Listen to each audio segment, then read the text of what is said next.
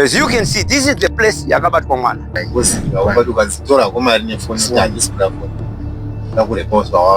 Ndopakandindunza uvati aiwa nhasi ndoda kurepa kusvika mafa. Ndopandakati aiwa saka zviriona nemundiuraye nebhemba renyu. Zvikanzi Mati ndikati aiwa nditemei nebhemba renyu ndife. Mwana akatongopinda semazi wese obva apinda. Ndo makabatirwa mwana muchero. Mwana anga ari vatidze kuti vanhu vanje vanga vari kumupengedza oda iso vanhu vedu vakatafuka. Ariwo marobha zaya kutone plate yakati inenge ingatori fresh yakadyirwa sadza. No kune base lawo zvatiri kufungira most kuti kunoku ndo kune base lawo. Then saka nditi chibvisa futi nebhurugwa mandatobvisa. Ubva nditi bvisa top bandabvisa. Ubva mufundisi nemuri yake chitenja very risky. Vakataka baba vakatata. Now ataka mwana. What is next? The whole film. I will make sure kuti by 6 o'clock ndakumba panga. Ndipaka zati apana natoya. Batotisa. Pakasiya tu bayamsikana nebaba. Chichazochema mangwana tamuka mufundisi nemuri yawo misoro iri mufiriji kana misoro iri pasi vatemwa.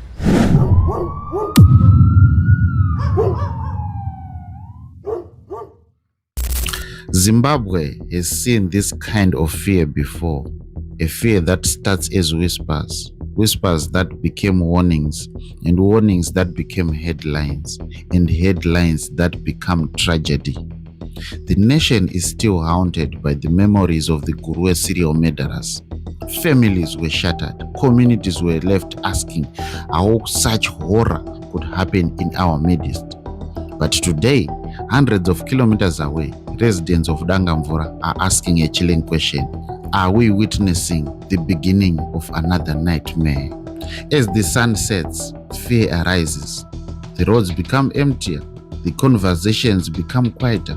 The doors are locked earlier. The residents speak of violent attacks, of gangs armed with machetes, of victims left traumatized, of families living in fear, of a community demanding answers. Today, we take you beyond those rumors, beyond the social media posts, beyond the statistics, into the homes of the victims, into the streets where residents say fear now talks freely, fear now walks freely, into the community that says enough is enough. The question is no longer whether people are afraid. The question is, how long can a community live like this before fear becomes a tragedy? And the warning signs are already there. Who is listening? This is not just a Dangamvura story. This is a story about safety, about justice, a story about ordinary citizens fighting to reclaim their community. From the streets of Mutare, from the voices of those living through it, this is Dangamvura under siege. The story Zimbabwe cannot afford to ignore.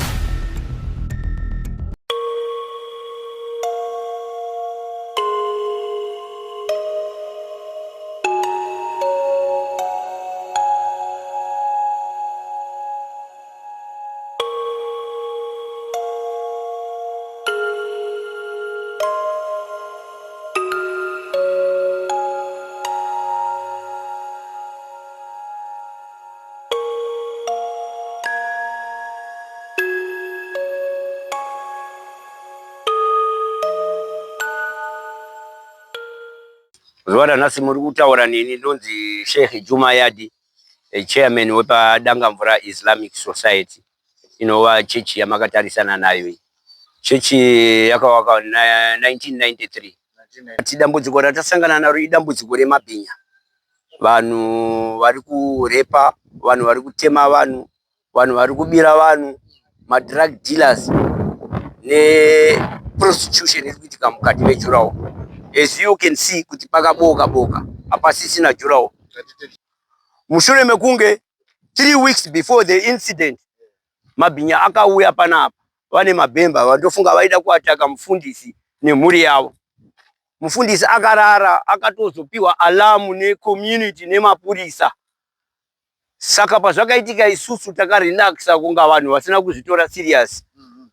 Then tabva tarohwa takavarairwa zvakare ndokuzobatwa kwemwana. Saka ndo dambudziko ratinaro. At the present moment, seems like everybody is quiet. Saka wakauya wanga vari more than 8 vekutanga. according nevanhu vari kutaura izvozvo kuti vanga vari more than 8 nemapurisa vakaona kuti vanhu vanga watiza mugomo svamuri kuona izvi ndoma wakatizira mugomo ava kechitu ava isusu hatina information yakakwana kuti tingataura vanga vari vangani because zvakaitika zviri kuti mwana akapfekedzwa saga haana chaakaona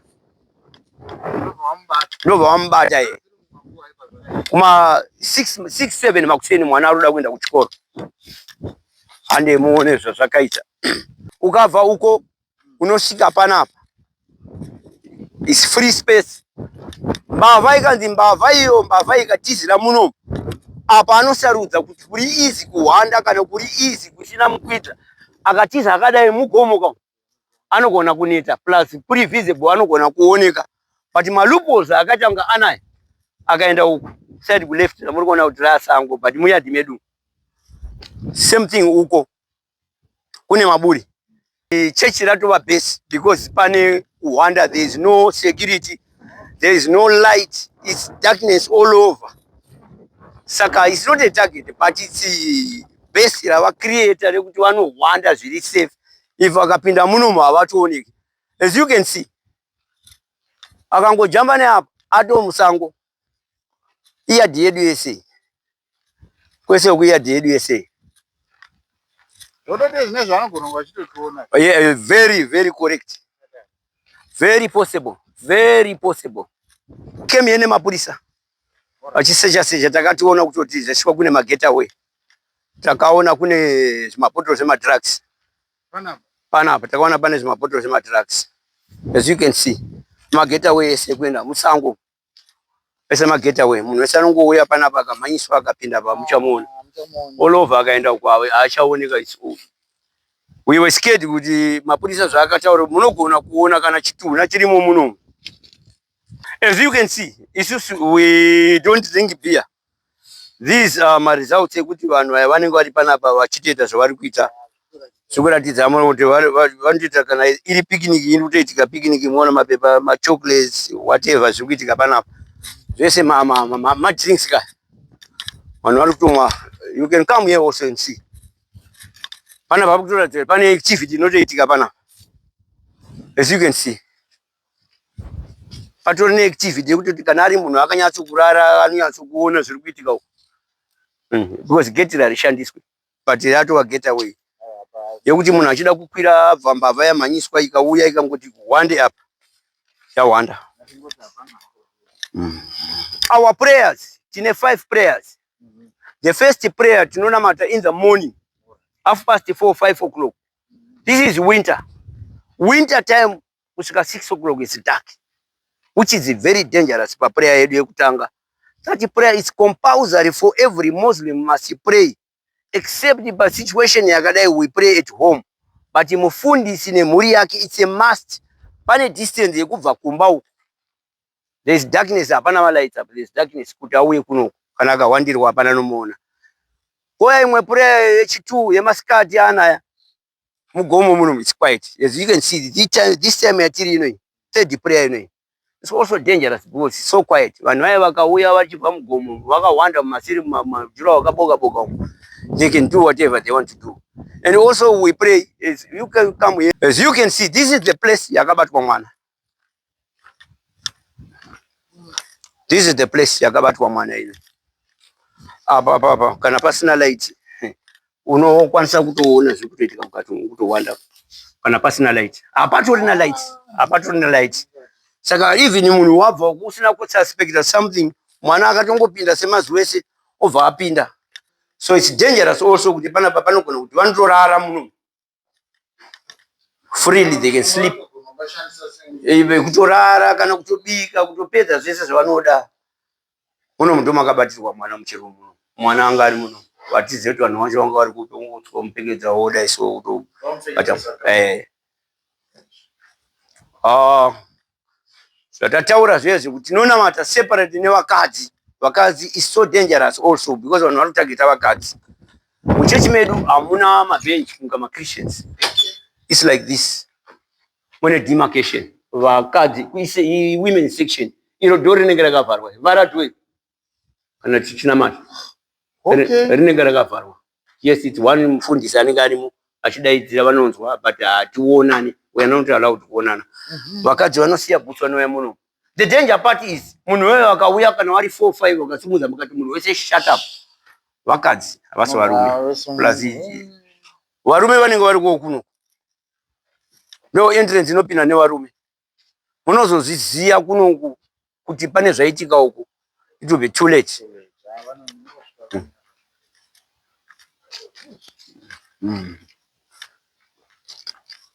Papa said me Juro nika wonder you won't see me up. Pan up. Mama pan your pan up. Apana, let me go see you. See me. No.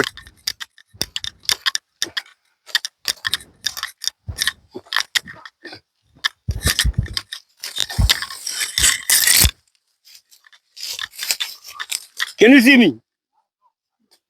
You can see me. Yes. Kuno kutone plates kudia meno kondo ndiana kachikasata vanhu vedu ava.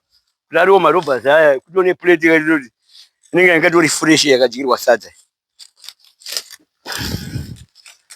Ndo kune base rawo zvatiri kufungira most kuti kuno ndo kune base rawo.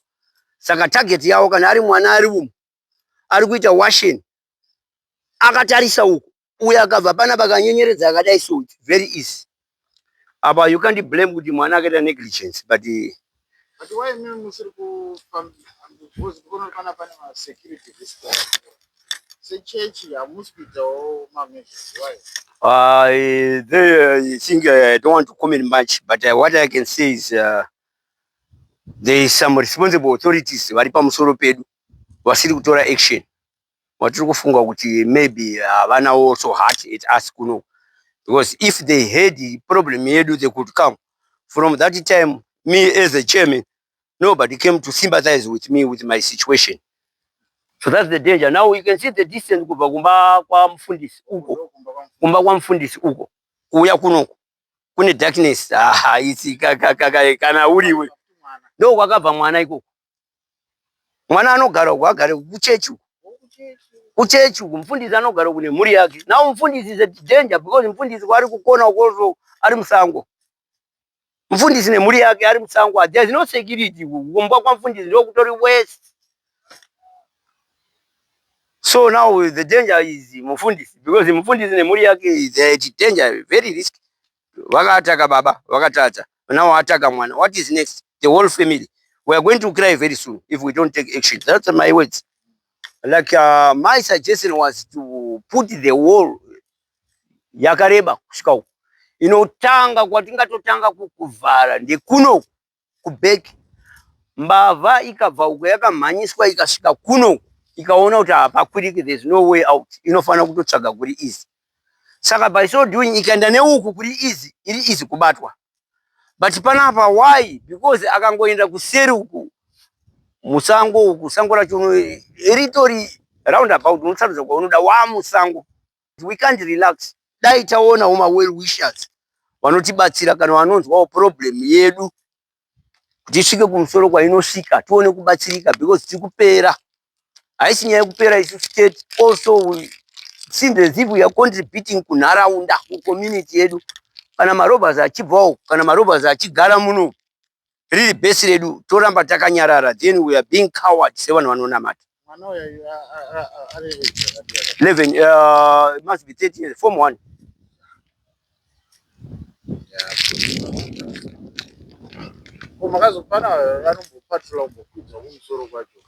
Yes, every day vanhu varimo takaisa watchmen, but still also ingwa ichando ino you can't gara mugomo kunga kudoka kuri kutonora plus mune nyoka.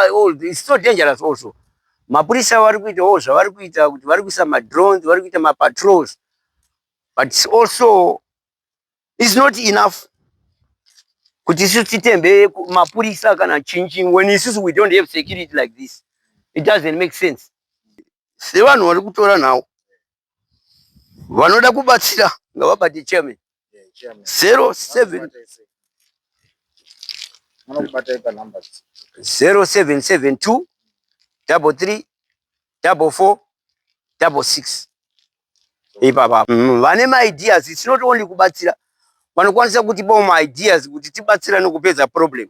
Yeah, I think ipapa mufundisi is a danger. 100% danger zvese nemhuri yavo. Chichazochema mangwana tamuka mufundisi nemhuri yavo misoro iri mufiriji kana misoro iri pasi vatemwa because vana havasi kumira. Ma-incidents ari kuitika every day. This morning kwatomboitika yaitika kuna vanhu vascreama muarea umu kwawatiza vachienda hapana noziva pamwe watiza vachiuya kuno. Saka mufundisi is at danger. That is very true. Mufundisi must evacuate this place. Sekutaura kutaura nharaunda kuti ngaabve ipapo unless paitwa measures ekuti paiswawo jurawo, paiswa razor wire, paiswa lights. What we want, we are going to fight this crime together. Yeah, we want to make Dangamvura shine. Dangamvura come back as it was. Yes, very true. But hey, yeah. I know. I thank you so much. Zvivindi zvevanhu ava hazvisi kugumira kune madzimai chete, zvava kusvika pakuda kubata varume chibharo.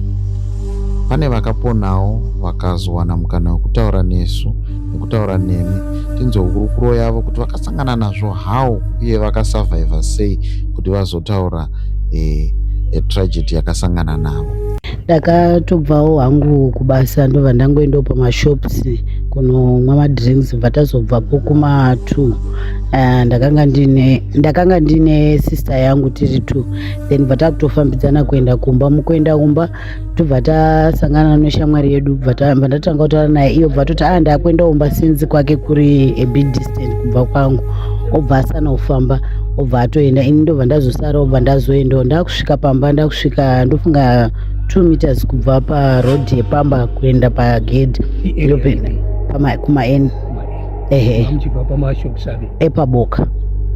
Then ndope ndakabva ndarohwa kumusana nebva ndanzi tipe mari. Ndobva ndatocheuka. Pendakacheuka ndakaona paine murume akapfeka mask almost of my height then akabata banga. Ndobva ndati mari handina. Bva ndada kumutambidza handbag rendandinaro haana kutambira. Bva ndatongoisa handbag riya pasi zvikanzi gara pasi. Zvikanzi saka kana usina mari ndakutokubata chibharo. Ndikati it's okay handina hangu chekukomenda pazviri. Bva atonditi gara pasi vandagara. Ubva nditi kumura trouser roinaro. Bva ndatokumura jean trouser rendanga ndinaro. Bva ndaitokumurawo ndichiita mbichana ndichifungira kuti pamwe mutara sezvo remain tara ndichawana help nekukasika. Asi hazvina kuzobuda sekudaro. Bva ndatobvisa then ubva watonditi chibvisa futi nebhurugwa. Bva ndatobvisa. Ubva handiti bvisa top. Bva ndabvisa. Ubva handiti saka bvazo nditi bvisa bra. Pandanda kudobvisa ndopakabva pasvika sister yangu iya yakabva iti ndasiya vanhu vasiri kunyatsotaurana zvakanaka maybe vadi varwisana. Vangodzoka achida kucheka. Vasvika peta takamira paya tatisisipo. Bvazoti regai ndinocheke kumba. Ndopakatosvika ipapo ndakagadzikwa pasi ndisina hembe ndakabatirwa banga paine murume anga aine mask. Obva atopanika. Saka anga akuchida kutosvika padhuze. Bva ndatomutitiza iye ndopakada kuita kunga kuda kudzingirira sister yangu iya. Ndopa ndakambata bhurugwa ndikati aiwa sister yangu udoidzingirirei. Zvikanzi aenda kupi. Ndikati aenda kumba. Zvikanzi unogara kupi. Bva ndamunongedzera. Zvikanzi ngatifambe tiende pane Chirima. Ndobva tafamba. Bva taenda pane Chirima paya. Ndatosiya hembe dzaipapapo zvese nebhegi zvese nefoni. Tafamba bva taenda pane Chirima paya. Bva akrosa chigoronga. Akrosa chigoronga zvikanzi jamba goronga. Ndope ndakajambira mugoronga macho. Bva ndati ndandigona kujamba paya plus ndakuwara handichagoni kusimuka. Saka pendanda kufamba ipapapo ndakada kuridza mhere. Ndopakati ndiriwa nekumashure kwebanga pazasi peziso. Akudzosa bango dai ndopakandicheka pamhino. Asi nguva yacho handinozvinzwa ndachekwa pamhino. Ndakangoconcentrata nepadziso pairwadza. Then tiri mubishi rekuti adondisimudza ndibudisa mugoronga muya. Inini wacho ndiri kuramba ndirudii. Ndopakabva ati ndokucheka kurumidza kusimuka ipapapo kuzi anga atadza kundisimudza ne1 hand because anga asoda kusiya banga rake. Ndopakabva pato sisi wangu wanga watodzokera kumashops kunodaidza vanhu. Ndopakabva pauya vanhu chaunga chevakomana wakauya. Ndopawakatanga kumhanya. Saka iye paakaona kuti vanhawo ndopakabva ndirowa nekumashure kwebanga mumusoro. Obva atotiza bva aenda. Vakomana vakadozo umwe wacho akada kumudzingirira asi akatadza kumubata. Ndokutoenda kwakabva aita. Then bva ndatosara bva ndazopinda mumba. Anga ari ega. Anga ari 1. Hamuna kukwanisa kucherechedza kana kuisira. kafungidzira kuti pavoice rake takatoita long conversation zvekuti dai anga atori munhu wandinoziya ka ndingadai ndakatoribata kuti ndiranenge because takaita conversation yakareba zvekutodaro asi ndakanotisa kuti pamavoices ese ndinoziya hapana voice rakadaro. Saka mushure mekuiti chaitika chiti makanomangara mapurisa? Handina unomangara because pendakamuka makusena acho ndandisina kana simba apo ndairwadziwa musoro wangu wairwadza pendakarohwa ipapa pakaita kakuzvimba vandazongokasukira kutoiwa bva papora hapo but musoro wakaitomboita 2 days uchitondirwadza zvekutodaro saka vandazongoti pane madhezi endakamboenda neimwe kesi yangu saka ndikati since zvakanzi 24 hours kumhangara here didi arega ndichingodinawo ndichingozvitelengoma ndangosiya zvakadaro. Saka kusvika nanhasi hamusati maita polisi? Handina kumboisa police report.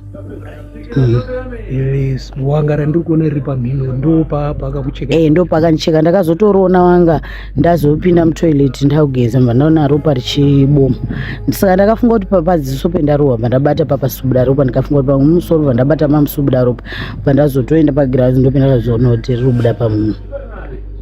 Asi kukushungurudzai kwese kwaakaita uku achikukururisai nguo haana ake zvakazoita haana kukubatai? Haana, iyo wacho akatombokumura bhurugwa rake obva adawo itonga atoramba zvangorambawo obva azotongoitonga aramwa obva atokupfeka bhurugwa rake ndopakazotanga kundifambisa ipapapo.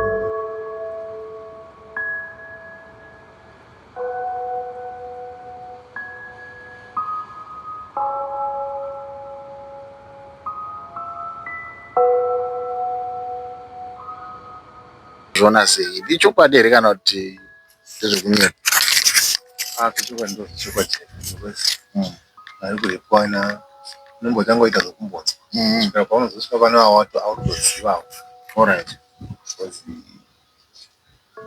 titerizveshuwa kusvikira pazooneka wakaonekwa mugomo oright akaoneka mugomo waya hatisi angu kuti akanyatsovaona akazotsika pasi kuzvudzawo ndiani saka munhu yapa akazotanga kudaidzwa nemumaguru anga agadzirwa unotanga kukwira achitisa achikwira mugomo oright gomo vamwe havazivi gomo rebooster oright enda kuside kwaNatfest oright enda kumachina gomo rekumaChina oright saka vanhu vakambodzingirira vakambokwira mugomo imomo mukazara vanhu kubva atozoonekwa vatoi pamusoro chagomo vanhu vacho vemabhembe vakatoonekwa vatoripo kumusoro vakatoonekwa saka vamwe vakazotadza unonyasa kunokwira kusvika pamusoro pegomo sevanhu vanga vagara vatanga kutiza vatoona kuti vanenge vaonekwa vanhu vakazoenda pavangaoneka vari paya pakanooneka pane demo rakatema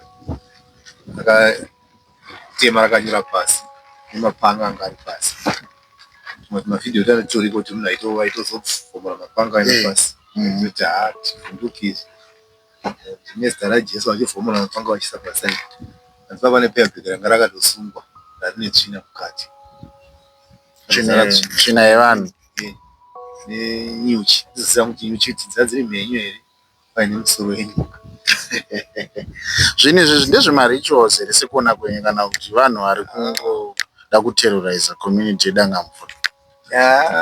maitiro vari kuita vaina zvinenge zvaane mishonga mukati because pane anonzi anorepa vanhukadzi kwete anotorepa varume akutoti ayongokatoti oi mari haasitoda atoda kungorepa basi ndisipeda mari handisipeda kana foni haatori mari haatori atongotoda kungorepa vatodati kana ari murume atoda kurepa murume zvevakadzi tanoita nazvo oda arume saka takutoona kuti yaamishonga pavakatiza maseni vanhu vakazoona manheru futi vanhu vakutonotenga kwakwana boka kunotenga matiketsi ekutoenda vanaona bhora retimari vanhu vakatovaona futi vatomira pamusoro pegomo vachitowevha vari pamusoro pegomo tovevha kutoratidza kuti nazvamunototiita vaitoziva kuti kwavari distance yekubva mutara kuenda kune gomo kasati mukatanga kukwira vakatanga kudzika hamumbovabati asi papolisi nepofu vakazama kumbokwira tera but vanhu vangozomira vanisati tova kutopota kusei. Saka vanhu ava ndevemucommunity here kana pane kwavakatobva?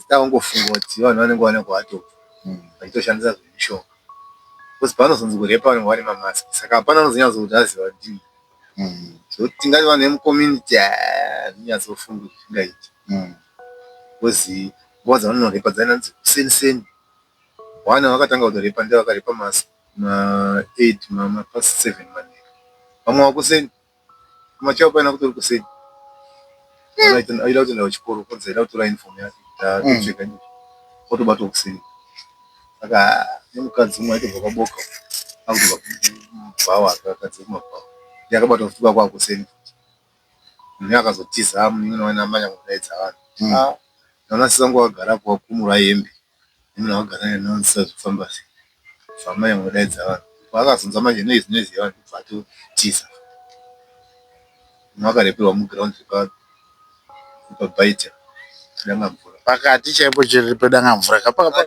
ground saka mota musi wakapera bhora reasina nepitch vakawamwa ndo vakavakavhunza kanoisi saka kune karima akani mota yakazonovheneka yakutokona kuti vanhu vakuchini ndo pakazona kuti pana vanhu varikutouya kubva atotiza pakasiya tobaya musikana nebanga soro anazobaya kezvekunyewa kuwadza asi pakati kubva atotiza akomana akavada atomunyangira nyangira vanguti manyama vana kuti atokasika kutiza ari kwemubati saka hatinyazozoti vanhu vamwe chete ivo here kati vakatowanda kuzi panorepa musikana munhu anenge achimwenzi iwani pari kunzi panorepa vanhurume ndipo vanenge vainzi vakawanda saka tizoti vanhu 4 ivo vanonzi vari kunzi vari kunyanya kuda kurepa varume ndo pane ari kuzobudawo ari hwanhira achivarepa vasikana kana kuti achitorepa vasikana ari ega asi vanonzi vakanyanya kuwandirandira kuvarume ndo vasitoda kana mari kana foni havatodi vakamonza kuti ye musikana akazotemwa gumbo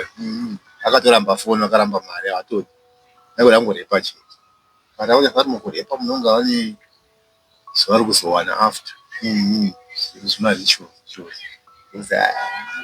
ngorepa badzi haungabva wasimbirira ende vanoramba vari munzvimbo wanozomunyasa kuti mushonga chaiwo kuti dei kuchinzi hausi mushonga munhu ukarepa unombotiza kuti ndirikunzitsva vatonongoramba vari panzvimbo wari kilomita imwe chete vachitobhabhaisa vabvisa vari mugomo vanhu vachitovaona kuti vanhu vatozara murodhi kuti ave vachitobhaibhisa umweni akatokomera t-shirt t-shirt munyatsoona mukuona hamuna zvamunotiza zotisa ite pamwe time iyo polisi payaitoona tiwevha pamwe polisi inogona kupawo signal kunana central tipawo yemota inenge ine vanhu akawanda omira nekuseri kwana munezvo tava kutiza vanogona kunoona kumberi kuseri kune vanhu but inenge yaida kungobatawo iri side inogoreka saka hatichanzi kuti vamwe chokwadi chekuti vanzi nyazuro vakadzingirirwa kuprison kumira kuprison apefuma vamoti vanga vaida kudiko kuti vana vakabata vaida vakatodzingirira vakatadza kubata hadizi hatichazozivi manje kuti paunozunzwa manhero ayo chidzimbavha kuti imbavha yega here kana kuti ndivo vanhu vacho zvazangana zanga kune kunodiwawo kune kuri kurepo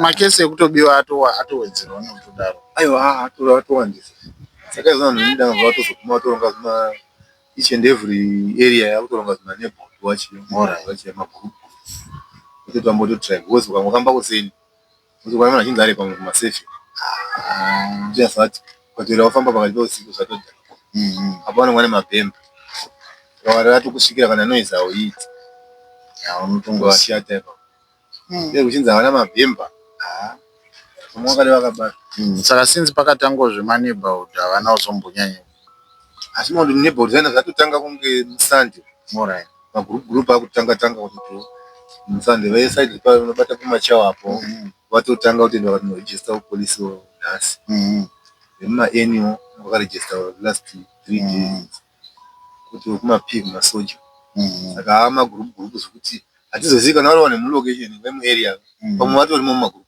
vanenge vaitoziva saka havanenge vaitoziva kuti zvakurongwa kudai saka isa kana vari vanhu vatongouyawo pamwe kwakutongotizawo kana vakanyasa kuti zvakurongwa because vanenge vachiona magroup anenge aenda kunana polisi kana kuti vari vamba vari muko vanenge vachinyasa kuti vanhu vanoenda kupolisi avo kana kudai saka vanongoziva kuti kuzobatwa kumunisi zvatazovari kunzi vazodzingirwa kunana obox pamwe kwakuchena vakaoda kumbotraya kubata kubox dakamvura mapedza kuti kuno kuvanga vanyasa kuti kune advantage kuti vari kubatira muaid muna chetu metaro kamubva ipapo tokwira mugomo havasi kunyanya kupinda mudzimba mukati vangoda kumachete kuti vangodai kuti mugomo ngodai kuti mugomo enda tizoti vari kudye because mari vari kuramba sure kuti pane ari kutora supply nechikafu kuti pane ari kuuya nemari masikati vanenge vatori pamwe mumashopu ipo vachitodya ngawo chikafu because hapana anovaziva andipa tisasiyi manje kuti pane mulokawo here kwana munhu achiramba mari ka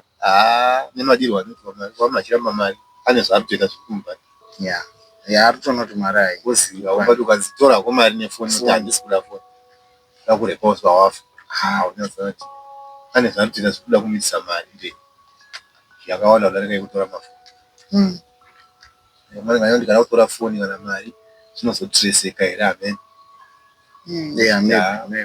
ndisiyana nezvimari ndikuda kuita saka makutotyisa kana vanomandese nemanhera achatoendi saka mapatani wekurarama especially vanhu vai vanomwa zvautofanira kutochinja ukaona uchitomwa zvino watoona kuti uri kuita sei because dei uchinzi mukadzi ari kurepwa tete apa but kana vakurepa nevarume havasi kuuraya munhu kuti vaunzi vauraya munhu pana paunzi vakurepwa nemunhu wautongoona yoga kuti takuchafanira kumirira kuuzwa kuti unorepwa kuti ngangorwa nangozvichengetedza ndega nepolisi inge imbotendera manheru kana munhu akutoziva kuti tedza ndikafamba ndega inogona kutorwa nepolisi usiri bhinya kana kubatwa nebhinya racho ava vanhu vaviri vakutyisa kuti kana iwe uri nomawo uchafamba autobva kugara mudzimba ukafamba kwasviba maningi polisi inokubata kana iye manebhodi wacho anokubata kana bhinya racho rokubata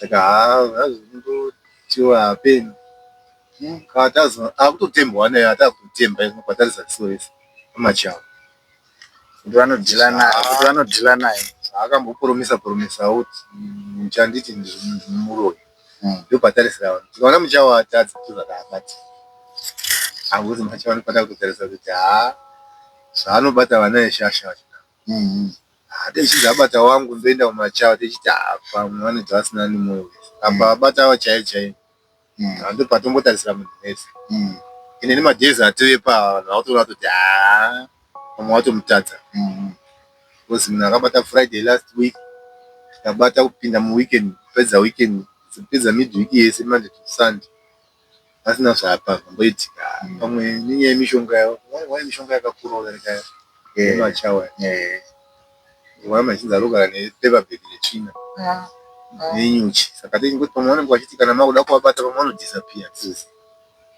ungobhuruka senyuchi because azvizoziti inde ndakasvikapoka ndikadadayaona kuti nyuchi imhenye here ati nyuchi dzakafa asi musoro nyoka obviously musoro wechinhu chechakatoka saka pamwe ndezvekuti kana watokusvikira nenyaya yekuti nyoka inotyisa unobva wangoperawo simba kutoita zvavari kuita hatinyazozivi zvokamba kuzigona na 14 ndokunonzi vakarepa munhu anga ari mutakisho vakasvika asada kutenga uchizonzi manje toda upfu kazhinji maburi ematakisho paya pabudi upfu uchivhura kudhoo kuseri pakuvhura kudhoo weta ngwada unogamuchira kwao chipinda unorepa kuti tora yenyu mari akaza tisina mari kana foni yako daiwe wacho torepa ende kana patodaro noiza umboiti kuzibhemba rekatobuda anoisi kutokutema paunoda kuti anoisi nokuti anoisi kawana watotemwa paunotiziva vanhu vatongoti pamwe munhu anga achingofamba wachakudii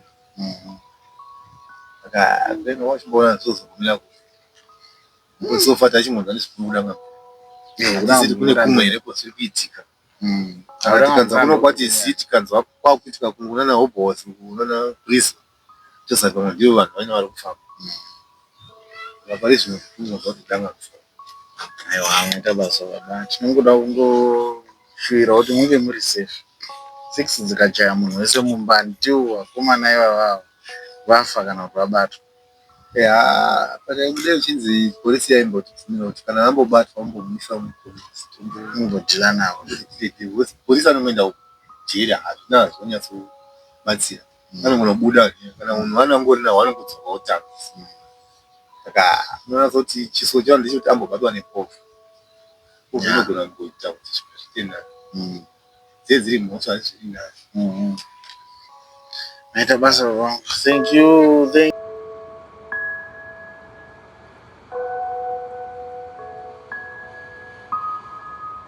Yengeri first Sunday ya May. Saka ndandobva kutakishop past 7 dzemanheru. Saka takishop yacho iri along Boka Road. Saka ndakakwidza neroad yekuboka 10 yeroad yekukliniki. Saka ndakatopinda pagedhi zvakanaka. Saka pendakapinda pagedhi ndakutofamba kudotosvika padhore pama ndatopinda ndopendakanzwa munhu anga ari kumhanya anga ari kumashure kwangu. Saka pendakacheuka kuti nditarisa kuti ndiani ndopendakaona munhu anga akapfeka mask yeblack nezveblack akabata bhemba. Saka ndopakandibuditsira bhemba rari kubva ndisira pahuro. Ubva nditi mukangoscreama mukangodaidzira ndirubva ndakucheka nebhemba. Ndopendakatoti muri kudei? Muri kuda yenyu foni yangu here? Tora yenyu foni yangu. Svikanzi aiyo ndati mukangotaura chete ndirubva ndakutemai nebhemba here. Ubva tondidhonza sketi ndakapfeka kudai so. Ubva nditi handei kudima kunze kwegedhi. Ndopakandidhonza. Saka ndatopa gedhi apa ndobva ndati ingwa ndati tora yenyu foni yendinayo kana muri kuda mari here? Ndine foni, tora miendi. Svikanzi aiwa handisi kuda foni bandei padima. Ndopakaramba achindidhonza. Saka taakurodhi yekuenda kukliniki uku. Pane kamwe karodhi kanokwidza mukagomo ameno Bible School. Ndopakandidhonza. Obva ati aiwa nhasi toda kurepa kusvika mafa. Ndopendakati aiwa saka zorina nemundiuraye nebhemba renyu. Svikanzi Martin ndikati aiwa nditemei nebhemba renyu ndife. Ndopendakatanga kukikiritsana naye. Saka pakukikiritsana ndopakachinditemba pagumbo apa nebhemba kuti pachigunwe. Kumeso kubva ndirowa chibhakera nekumusana ndopendakadonha pasi. Ndopendakatangodaidzira mbavha ndobva ndakutangodaidzira vanhu vemaraini. Pendakadonha kwabva kwavheneka mota yaibva nerodhi yekumachavo. Ndopeyakavheneka mutaro deso. Saka iye ndopakabva atiza achienda nerodhi yekukliniki kudeso. Ndopendakabva ndasimuka ndichiuya kumba. Anga ari ega? Anga ari 1. Anga ari 1. Alright, saka hana zvakazoita. Hapana zvakazoita. Kutema pagumbo nepachigunwe musana. Saka hamuna matanga akapfeka mask nezvese zveblack? Anga apfeka mask zvese zveblack. Paingooneka madziso chete. Zvimwe zvese kwakavharwa kweso. Nekuti kana chimiro chake hachina, hamuna kuda kucherechedza. Ndakaona kuti murefu mutete. Haasi munhu mukuru etingati munhu mukuru. Ndovunga kumaeji ekuma 25. Murefu mutete. Anyasoti kwete zvoti tingati munhu aipenga koze nyasotora kuti hamundizivi. Ndinokucheka izvo munhu anga runyasotoziya zvanga ari kuti hamundizivi ndinokuchekai. Nditi handei. Pavoisi rakewo nemati hamuna kuricherechedza kana kuda kuribata kuita sere munhu hamunoziya? Harisi remunhu endingati ndinoziya. Saka makazonomangara yenyu kumapurisa? Takaenda kumapurisa. Ndopetakasvika kune wamwe. Takaenda kumapurisa kwacho. Kwakuti une wamwe wanga uri wangoti uyo koripota. Saka ndofunga akati achibva pendiri ndopaakaenda kunobata wamwe kurodhi kukliniki. Noti akaenda nerodhi kukliniki. Saka petakasvika takasvika kune wamwe wanga uri kuti same time idzodzo wanga wabatwa naye kukuku.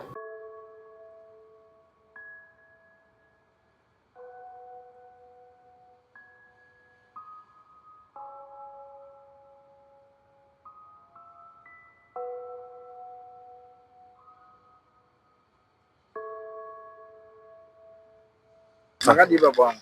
Tofara makasimba here? Yange ndutaura nani zvara.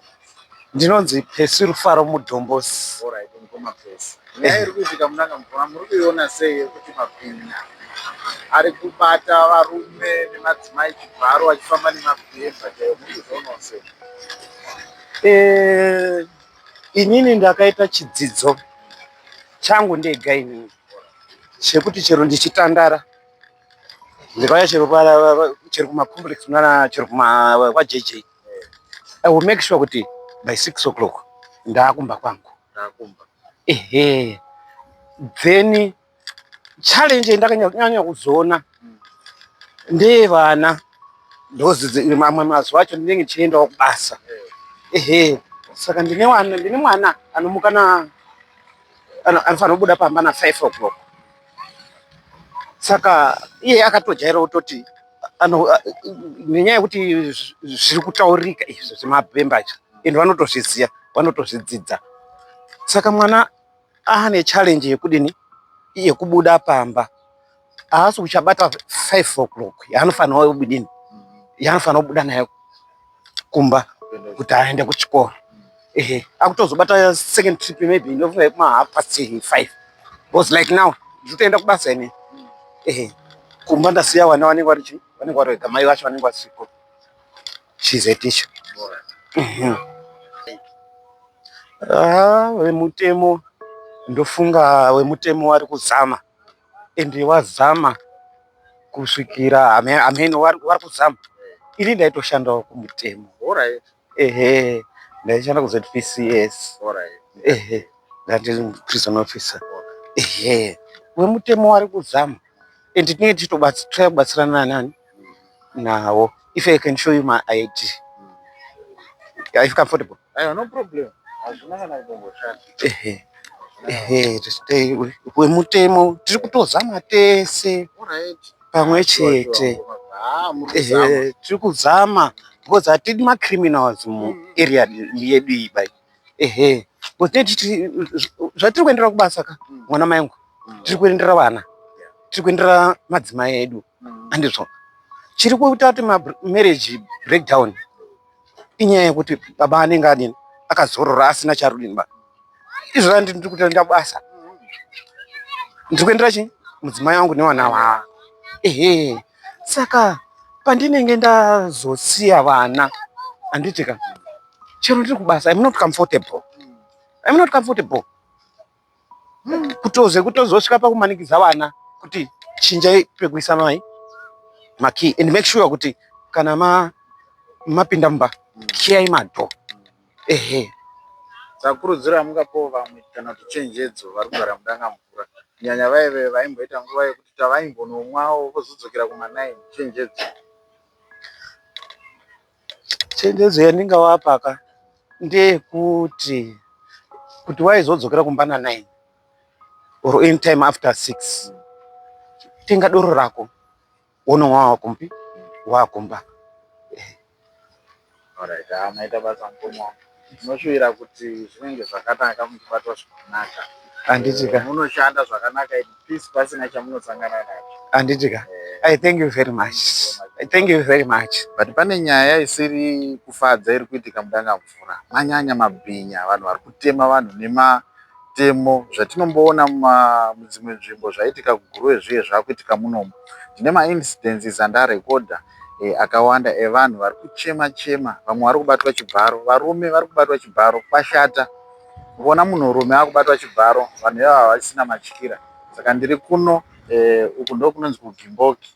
Kune futi zvakawanda zviri kuitika ikoko, but tichange tichikurakidzai kwatabva ndokudanga mvura pakliniki pana pachisango. Tikuzviitira kuti tiwane chenjedzo yekubatsirana kuti tingware matiri kufamba nyika yashata. Thank you.